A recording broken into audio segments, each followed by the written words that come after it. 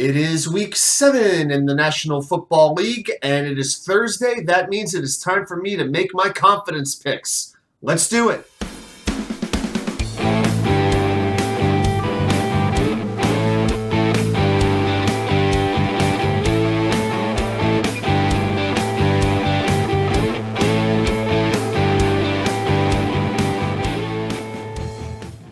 Well.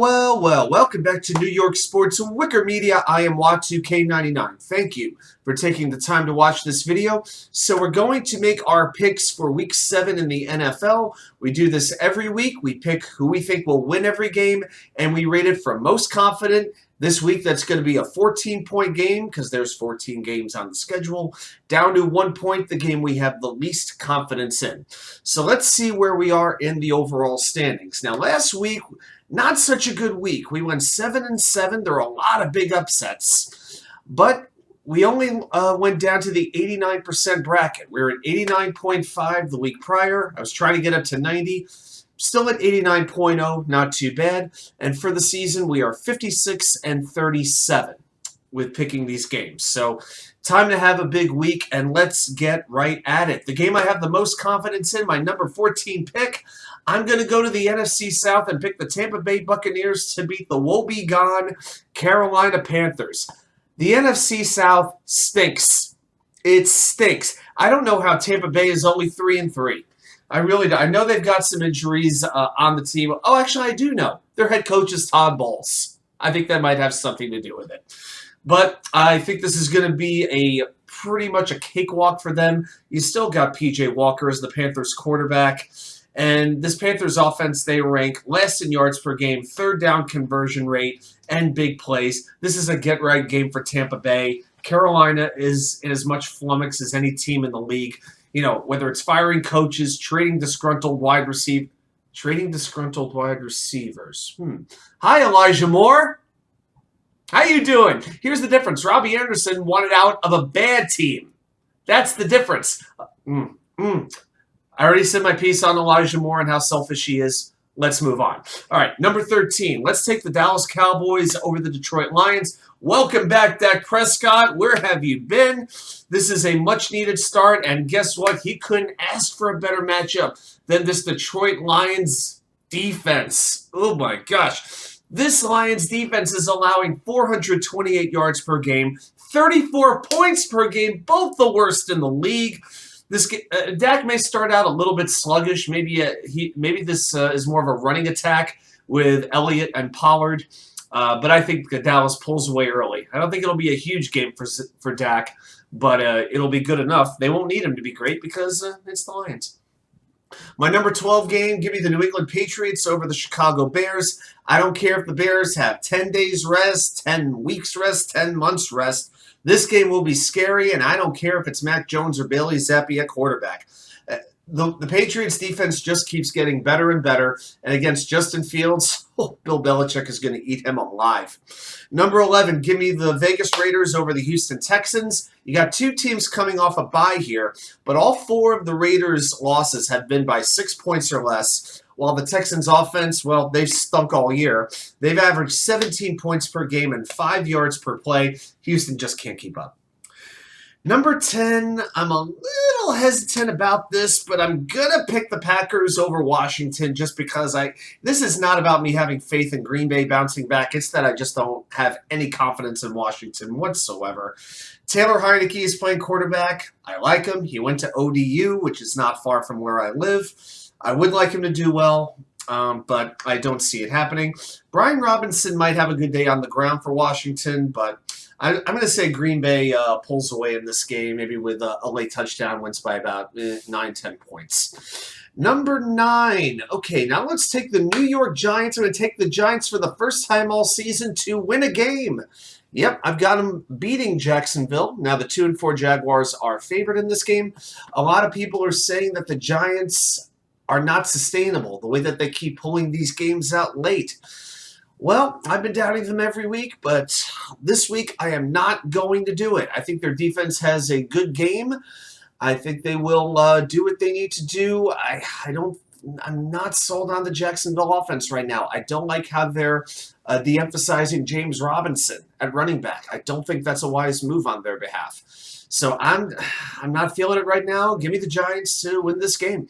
Number 8. Okay. This was a tough one for me to pick, even though it's my number 8. But I'm going to take the Cincinnati Bengals over the Atlanta Falcons. If we were doing a spread pick here, I would take Atlanta. I think Cincy is favored by 6.5 the last I saw. Atlanta to me is kind of like the Giants, one of those overachieving teams with a great head coach. Arthur Smith is such a good head coach.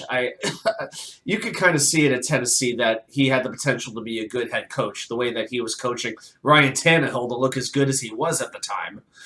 And you know what? Here's the thing. The Bengals offense, they really showed some good signs against a pretty good Saints defense. I don't believe in Atlanta's defense enough to slow it down. I think the Bengals win by about 4 points. Let's go to number 7. Give me the Dolphins over the Steelers. It looks like it's going to be Tua and Mitch Trubisky, unless we have heard. Pittsburgh last week won a game that nobody really thought that they would win. I don't see it happening 2 straight weeks against the AFC East. So give me Miami in this game. I think their defense, by the way, has a fantastic game. Probably their best game of the season. Okay, number 6. Now we're going to take the Los Angeles Chargers of San Diego over the Seattle Seahawks. Now, the Chargers have won 3 in a row, but they haven't looked pretty doing it. I got to tell you, if Rashad Penny was healthy, I think I'd take Seattle, since San Diego's defense has not been very stout against the run. But this Charger offense should get Keenan Allen back. Between Justin Herbert, Austin Eckler, I think they'll get the best of the Seattle defense and win it late. Number 5, okay, this is where we're going to go with the home team. I'm going to take my New York Jets to win and defeat the Denver Broncos, despite the distraction of the most selfish wide receiver in football, Elijah Moore. Hopefully he sits the game. Hopefully he is benched for Denzel. Hopefully he is benched in this game for Denzel Mims, but that's another story. But with these two defense, I expect a very heavy field goal game, maybe 25 to 35 points total. The Broncos may need a victory, but their offense is last in points per game. They have been killing themselves with penalties, 54 on the year. And outside of right guard, Quinn Miners, their offensive line is a disaster. A disaster. Russell Wilson could start a quarterback if Coach Hackett wants him to. I don't think he makes it out of the game. I think Carl Lawson has a monster game here. I think Carl Lawson gets 2 sacks and a couple more quarterback hits on top of that. Jets win. Number 4, we're going Thursday night. Give me the Cardinals over the Saints. Now, I'm in the minority on this one from what I can gather. It's kind of weird. It's like the Cardinals are favored, but I see a lot of people on the Saints bandwagon. Well, the Arizona defense has been pretty solid recently. They've held their last 4 opponents to 20 yards or less. DeAndre Hopkins is back. They have Robbie Anderson now on the team. I don't see him playing a huge role tonight unless they absolutely need him. You look at New Orleans. Well, Jameis Winston may or may not play. By the time you're watching this, you'll probably already know. But we do know, out for the game for New Orleans, Michael Thomas, Jarvis Landry, Marshawn Lattimore, Andreas Pete, and Adam Troutman. Give me the Cards. Number 3, probably the biggest game of the week. I want the Chiefs over the 49ers. I want to take the 49ers. What worries me is their injuries on defense. Their injury list is longer than one of Coach Robert Saleh's receipts. I think Mahomes gets back on track. I think he puts up a 30 spot, especially coming off a very, very disappointing loss to the Buffalo Bills. Number 2, we got the showdown in the AFC North, and I'm going to take the Baltimore Ravens over the Cleveland Browns. The Ravens last week finally got a good offensive rushing performance from somebody not named Lamar Jackson, as Kenyon Drake ran for 119 yards and a touchdown. Now, the Ravens have lost 3 games that they've led by double digits in the second half this year. Not going to happen. I don't trust Jacoby Brissett to take this team back. And finally, number 1. This is the game I've got the least confidence in. I will take the Tennessee Titans over the Indianapolis Colts. It's a big one. The Colts have lost 4 straight to Tennessee. And I got to tell you, they couldn't do a whole lot to stop a healthy Jonathan Taylor in Week 4. I'll tell you what, if Jonathan Taylor is limited in this game, that's really bad news for Indy. Tennessee has had their bye week to get ready for this game.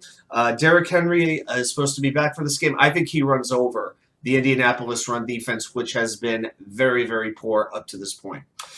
All right, well, those are my picks. Let me know if you've got any interesting picks, any predictions for this week. Do you agree with my picks? Do you think I'm off my rocker? Go ahead and tell me. It's okay. I can handle it. But I want to thank you very much for watching, and I'll see you back here with more content from you know where, the Wicker Chair.